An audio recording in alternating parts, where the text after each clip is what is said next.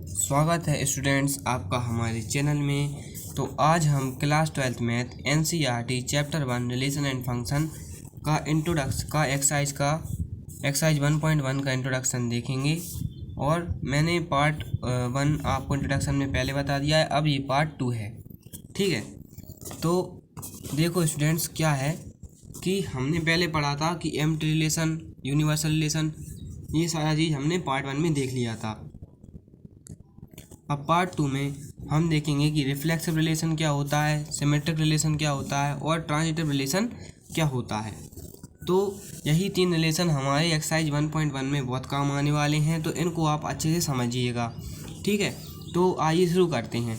तो देखिएगा, reflexive relation क्या होता है। A relation R in set A is called reflexive relation if a comma a belongs to R for all A belongs to A. देखिएगा students, क्या होता है कि हमको जैसे एक सेट ए दिया है ए, ठीक है ना, उसका जो एलिमेंट है 1 2 कहने का मतलब, तो ये जो एलिमेंट हैं वो ए कहलाएंगे, सी बात है। ठीक है ना। तो रिफ्लेक्सिव रिलेशन में क्या होता है, एक सिंपल सा है कि ए कॉमा ए मतलब जो एलिमेंट हैं वो सेम होना चाहिए, आइडेंटिकल होना चाहिए और बिलोंग करना चाहिए रिलेशन से, तो वही रिलेशन हमारा रिफ्लेक्सिव होता है। देखो कैसे, मैं आपको एक सिंपल सा तरीका बताता हूँ इसको कि रिफ्लेक्सिव रिलेशन क्या होता है। कि मान के चलो हमारे पास कोई सेट ए दिया है 1 2 3, ठीक है। तो देखो जैसे हमारे पास एक सेट दिया है 1 2 3, ठीक है ना, उसका हमने क्रॉस प्रोडक्ट किया तो हमारा रिलेशन मान के चलो ये बन गए हमारे रिलेशंस। ठीक है, 1 2 3 4 रिलेशन बन गए हमारे। ठीक है, तो देखो अगर रिलेशन का जो सेट है, देखो R1 का जो सेट है, R1 मतलब रिलेशन 1, अगर रिलेशन के सेट में जो सेट के एलिमेंट हैं, रिलेशन के सेट में जो हमारे गिवन सेट के एलिमेंट्स हैं, अगर वो रिपीट हो रहे हैं, वो भी आइडेंटिकल तरीके से कहने का मतलब इधर 1 है तो इधर 1 ही होना चाहिए। ठीक है ना, ऐसा नहीं होना चाहिए कि इधर 1 है तो कॉमा करके 2 हो जाए, तो ऐसा नहीं होना चाहिए, ऐसा ही होना चाहिए। 1 है तो 1 होना चाहिए, 2 है तो 2 होना चाहिए, 3 है तो 3 होना चाहिए। अगर ऐसा हमारा सेट बन रहा है रिलेशन का, ठीक है ना, मतलब रिपीट हो रहे हैं ये एलिमेंट, तो जो रिलेशन है ना वो रिफ्लेक्सिव है। देखो मैं एक बार आपको और समझाता हूँ कि मान के चलो हमारे पास सेट ए है 1 2 3, तो अब हमको रिलेशन में जो रिलेशन हमारा बनेगा, हमको उस रिलेशन में ये देखना है कि जो हमारे सेट के एलिमेंट हैं ना, जैसे 1 2 3 इधर 3 एलिमेंट हैं, तो जो हमारे सेट के जितने भी एलिमेंट हैं उनको रिपीट होना चाहिए, वो भी आइडेंटिकल तरीके से, जैसे 1 1, ठीक है, 2 2 और 3 3। अगर ऐसा है तो वो रिफ्लेक्सिव है, अदरवाइज़ वो रिफ्लेक्सिव नहीं है। और एक बात और ध्यान देने की है, क्या कि अगर 3 एलिमेंट हैं इधर 1 2 3, तो 3 एलिमेंट का ही रिपीट होना ज़रूरी है। अगर एक भी एलिमेंट रिपीट नहीं होता है तो वो रिफ्लेक्सिव नहीं है। मैं आपको बताता हूँ कैसे। जैसे आप रिलेशन 3 देखिएगा, रिलेशन 3 इधर देखो 1 1 है, ठीक है, ये रिपीट भी हो रहा है और आइडेंटिकल भी है। ठीक है, ये रिपीट भी हो रहे हैं एलिमेंट और आइडेंटिकल भी हैं, लेकिन इधर सिर्फ 1 का ही रिपीट हो रहा है और 1 का ही आइडेंटिकल है, जबकि हमारे पास तो 2 और 3 भी हैं। ठीक है, तो लेकिन 2 और 3 के हमारे ना तो रिपीट हो रहा है और ना ही आइडेंटिकल हैं, तो इस हिसाब से हमारा ये रिफ्लेक्सिव नहीं है। क्योंकि अगर रिफ्लेक्सिव हमको बताना है तो जितने भी एलिमेंट हैं उनका रिलेशन में रिपीट होना भी ज़रूरी है और आइडेंटिकल ही होना चाहिए। ठीक है, जैसे 1 1 2 2 3 3, अगर इसमें से एक भी नहीं है या फिर 2 नहीं है तो वो रिफ्लेक्सिव नहीं होगा, जैसे हमने रिलेशन 3 देखा।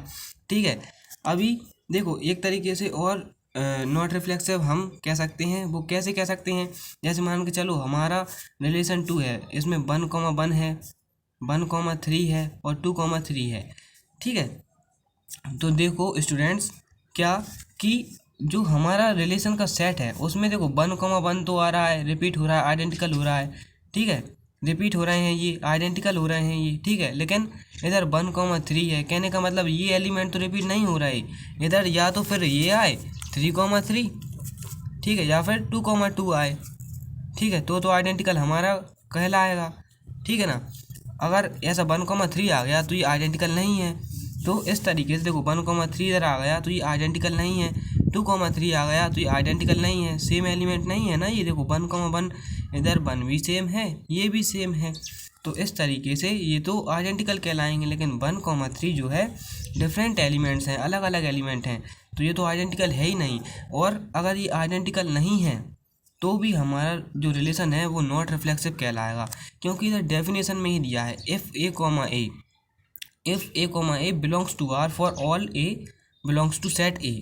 ठीक है, तो कहने का मतलब ए क्यों दिया है हमको, ऐसा क्यों नहीं दिया, देखो हमको ऐसा क्यों नहीं दिया ए ऐसा क्यों नहीं दिया, क्योंकि अगर बी हमको दिया होता तो ये डिफरेंट एलिमेंट हो जाता, ये डिफरेंट एलिमेंट हो जाता।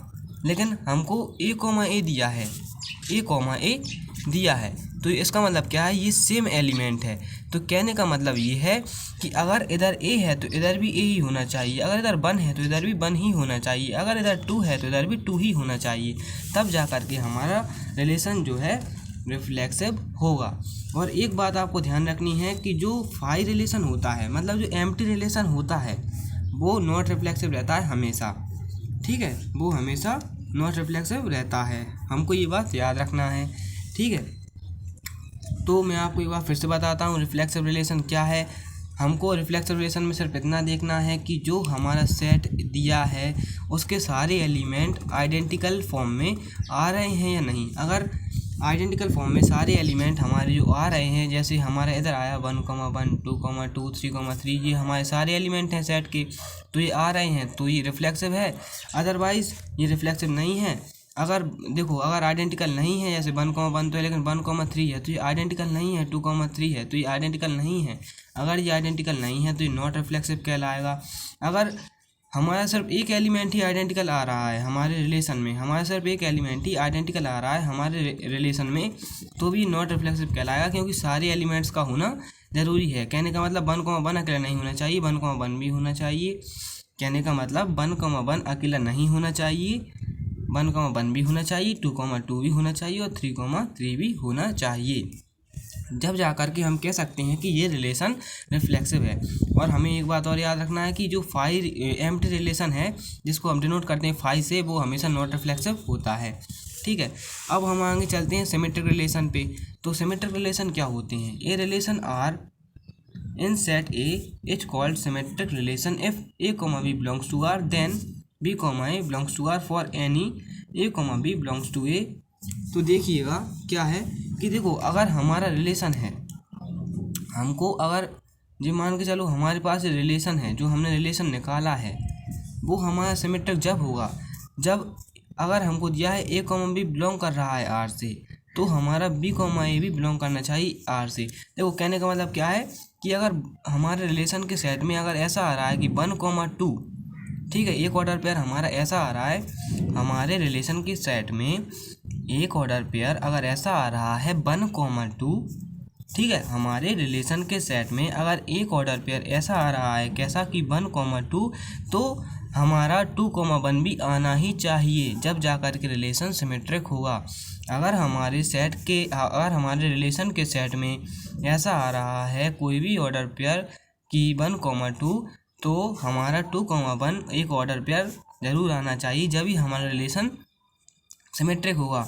देखो डेफिनेशन से यही मतलब है कि ए बी अगर आ रहा है, बिलोंग कर रहा है रिलेशन में, तो बी ए भी रिलेशन में बिलोंग करना चाहिए। देखो कैसा बिलोंग करना चाहिए, मान के चलो ए बी बिलोंग कर रहा है रिलेशन से, देन बी ए भी बिलोंग करना चाहिए रिलेशन से।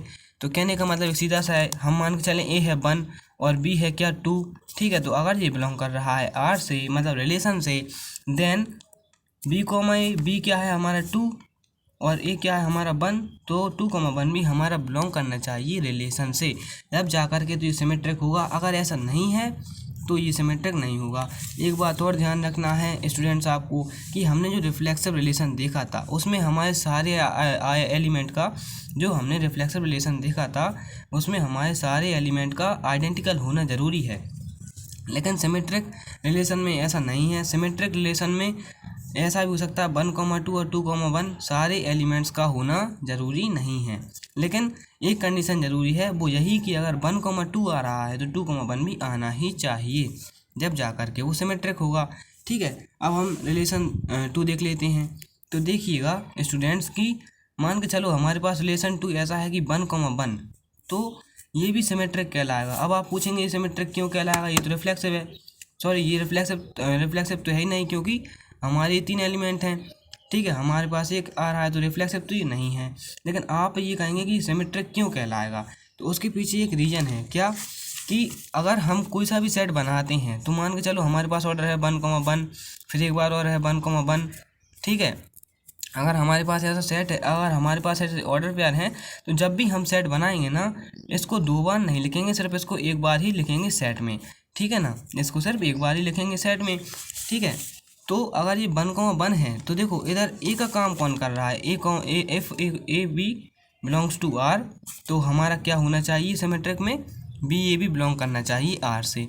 ठीक है, तो जैसे 1,1 दिया है तो इधर इधर मान चलो ए का काम 1 कर रहा है, बी का काम भी 1 कर रहा है, तो ये कर रहा है बिलोंग आर से, तो इधर बी का काम देखो बी भी 1 है और ये क्या है, ये भी 1 है, तो ये भी बिलोंग कर रहा है आर से। ठीक है ना, तो इस तरीके से हमारी जो कंडीशन है वो सेटिस्फाई हो रही है।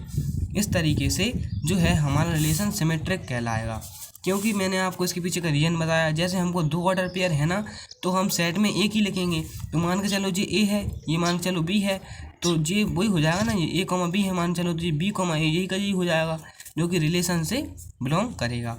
तो इस तरीके से ये हमारा रिलेशन सिमेट्रिक हो जाता है। ठीक है, अभी देखते हैं कि नॉट सिमेट्रिक कब होगा। आप ये देखिएगा कि नॉट सिमेट्रिक कब होगा। मैंने आपको बताया था अगर 1,2 है तो 2,1 भी होना चाहिए, जब जा कर के सिमेट्रिक है।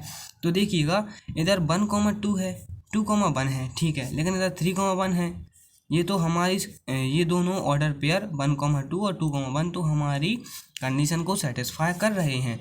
लेकिन इधर दिया है 3,1, ठीक है, तो इधर ज़रूरी है कि 1,3 भी होना ही चाहिए, जब जा कर के ये रिलेशन सिमेट्रिक कहलाएगा। जैसे इधर 3,1 दिया है, देखो इधर 3,1 दिया है, तो इस वाले रिलेशन के सेट में 1,3 भी होना ज़रूरी है, जब जा कर के रिलेशन सिमेट्रिक कहलाएगा। लेकिन इधर 3,1 ही दिया है, 1,3 तो दिया ही नहीं है, इसलिए ये रिलेशन नॉट सिमेट्रिक है। ठीक है, देखो ज़रूरी नहीं है कि सारे एलिमेंट हों, लेकिन जो भी एलिमेंट हों उसका ऐसा फॉर्म जरूर होना चाहिए कि अगर 1,2 है तो 2,1 होना चाहिए, और अगर 3,1 है तो 1,3 होना चाहिए। कहने का मतलब एक दूसरे का उल्टा जरूर होना चाहिए, जब जा करके तो वो सिमेट्रिक है, नहीं तो वो सिमेट्रिक नहीं है।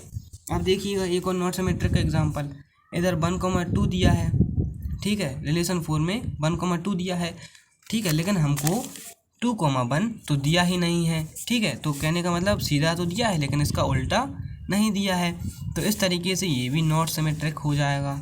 और हमको एक बात हमेशा याद रखना है कि रिलेशन 5 का मैं आपको एग्जांपल बताता हूँ, जो हमारा एम्प्टी रिलेशन होता है वो हमेशा हमारा सिमेट्रिक होता है। एम्प्टी रिलेशन हमारा हमेशा ही सिमेट्रिक होता है। वो देखो कैसे होता है, क्योंकि देखो कंडीशन जो होती है मैं आपको बताऊँ, a comma B belongs to R, then b comma a belongs to R. ठीक है, तो मान के चलो ये सेट फाई है जो कर रहा है बिलोंग आर से, तो फाई अगर हम बनाते हैं तो उसके एलिमेंट क्या होंगे, नल होंगे इसके एलिमेंट, ठीक है, कुछ नहीं होंगे, तो जो करेंगे बिलोंग आर से। इसी तरीके से जो फाई हमारा एक और वो बनेगा इसका उल्टा, मतलब इसका मान के चलो फाई का उल्टा क्या हो जाएगा, फाई हो जाएगा भैया, तो वो भी बिलोंग करेगा आर से। ठीक है, कहने का मतलब ये वाला सेट भी बिलोंग करेगा आर से। ठीक है, तो इस तरीके से जो हमारा एम्प्टी सेट है वो सिमेट्रिक हो जाता है।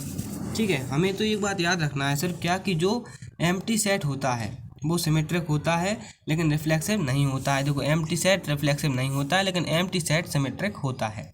तो अब आगे हम चलते हैं ट्रांजिटिव रिलेशन की तरफ। तो ट्रांजिटिव रिलेशन क्या होता है मैं आपको बताता हूँ। A relation R on set A is called transitive relation if A, B belongs to R, B, C belongs to R, then A, C belongs to R for any A, B, C belongs to R। तो देखिएगा क्या होता है कि अगर मान के चलो हमारे पास रिलेशन ऐसा दिया हुआ है, तो हमको ये देखना है। देखो उसमें क्या करना होगा, अगर ए कॉमा बी बिलोंग कर रहा है आर से, बी कॉमा सी बिलोंग कर रहा है आर से, तो ए कॉमा सी का भी बिलोंग करना जरूरी है। वो किससे? आर से। आर का मतलब रिलेशन। ठीक है, तो देखिएगा, अगर रिलेशन में हमको ऐसा दिया है कि 1,1 तो 1,2 जरूर, तो क्या कहते हैं, 1,2 जरूर होना चाहिए। कहने का मतलब कैसा कि देखो मैं आपको बताता हूँ, जैसे मैं आपको देखो एक बार और बताता हूँ इसमें क्या होता है ट्रांजिटिव रिलेशन में, कि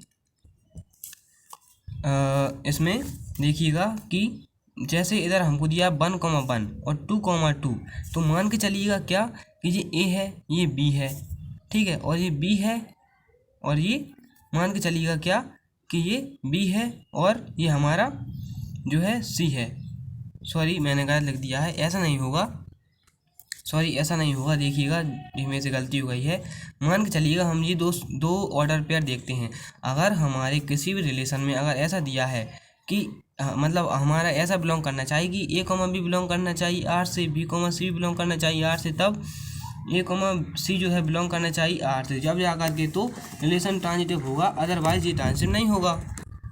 तो देखो कैसे कि अगर देखो मान के चलो हमारे पास रिलेशन दिया है कि 1,1 और 1,2 और 2,2, तो हमने माना कि ये ए है और ये हमने माना कि बी है। ठीक है, जब ये बी है तो ये भी हमको बी मानना पड़ेगा, क्योंकि बी अगर 1 है तो 1 को ही हमको बी मानना पड़ेगा, क्योंकि बी अगर 1 है तो जो 1 है उसको ही हमको बी मानना पड़ेगा। और ठीक है, ये बी है तो हमने माना कि ये सी है, क्योंकि ए भी 1 है, ए भी 1 है। ठीक है, जो इधर आते हैं ना ये वाला, तो ये बी कहलाएगा। कहने का मतलब इधर तो ये इस तरफ तो ये बी कहलाएगा इसमें, और जो सेकंड ऑर्डर पेयर होगा उसका फर्स्ट एलिमेंट बी कहलाएगा। ठीक है, तो अगर हमने देखो मान के चलो कि अगर ये ए है और ये बी है, अगर ये ए है और ये मान के चलो ये बी है, तो ये बी हो जाएगा और ये सी हो जाएगा। ठीक है, तब हमको ए और सी लाना बहुत ज़रूरी है, तब तो हम कह पाएंगे कि ये भैया सिमेट्रिक है, सॉरी ट्रांजिटिव है, नहीं तो हम ये कहेंगे कि ये ट्रांजिटिव नहीं है। तो देखो इधर 1,1 आ रहा है, 1,2 आ रहा है, तो अब हमको ज़रूरी है, देखो इधर 1,1 आ रहा है, 1,2 आ रहा है, कहने का मतलब ए कॉमा बी आ रहा है, बिलोंग कर रहा है आर से, बी कॉमा सी आ रहा है जो कि बिलोंग कर रहा है आर से, देन हमको ज़रूरी है कि ए कॉमा सी भी आना चाहिए और वो बिलोंग करना चाहिए आर से। ठीक है, तो देखो इधर ए क्या है, 1 है, इधर ए क्या है, 1 है, और सी क्या है, 2 है, ये हमारा बिलोंग करना चाहिए आर से। तो ये बिलोंग कर रहा है, कैसे कर रहा है देखो मैं आपको बताऊं, क्योंकि ये 1,2 हमको दिया हुआ है ना, देखो 1,2 हमको दिया हुआ है ना। देखो मैंने आपको इससे पहले एक बात बताई थी, अगर हमारे पास 2 एलिमेंट हैं 1,2 और 1,2, तो हम सेट में सॉरी 2 ऑर्डर पेयर हैं 1,2 और 1,2, तो हम सेट में इसको सिर्फ एक बार ही लिखते हैं।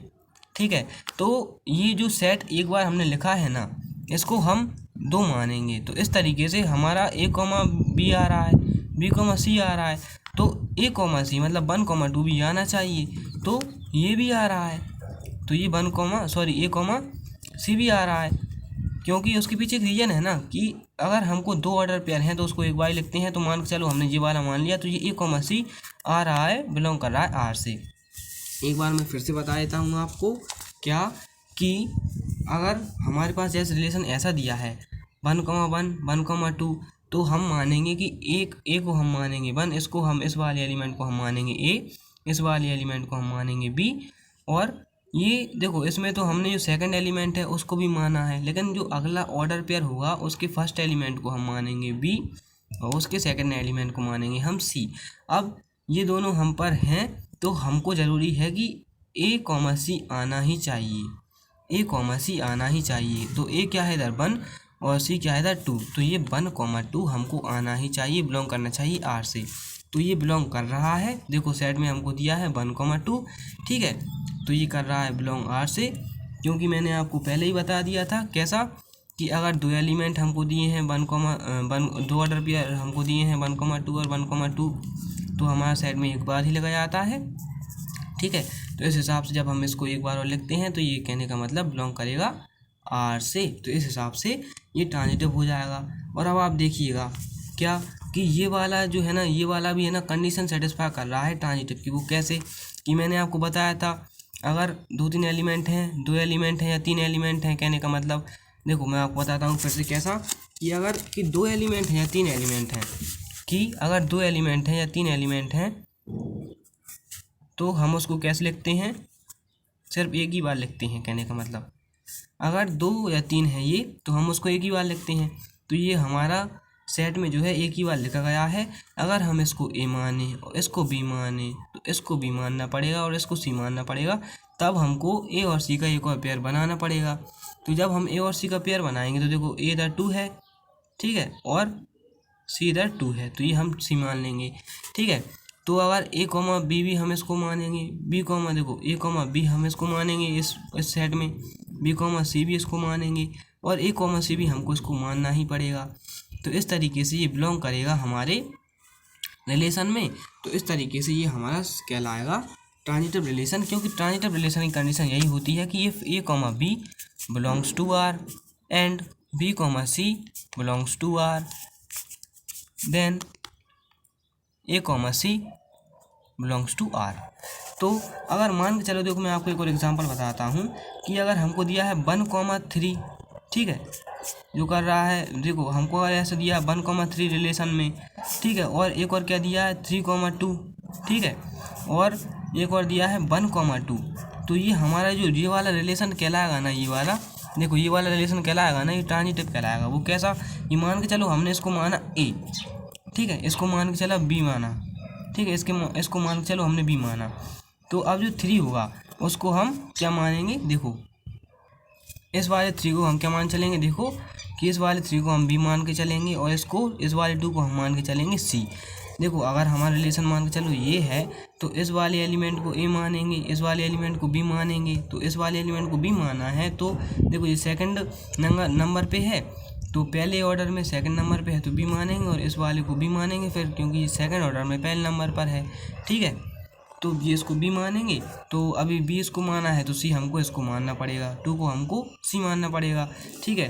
तो अब ज़रूरी है हमारा ए कॉमा सी आना, ए कॉमा सी आना हमारा ज़रूरी है।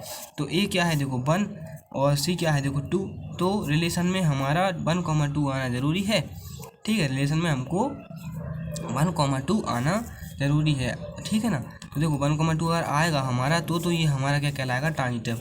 तो हम देख रहे हैं कि जो रिलेशन का सेट है उसमें 1,2 दिया हुआ है। तो इस तरीके से हमारी कंडीशन सेटिस्फाई कर रहा है कि ए कॉमा सी हो जाएगा। तो ए कॉमा बी भी बिलोंग कर रहा है रिलेशन से, बी कॉमा सी भी बिलोंग कर रहा है रिलेशन से, और ए कॉमा सी भी बिलोंग कर रहा है, ए कॉमा सी भी बिलोंग कर रहा है रिलेशन से।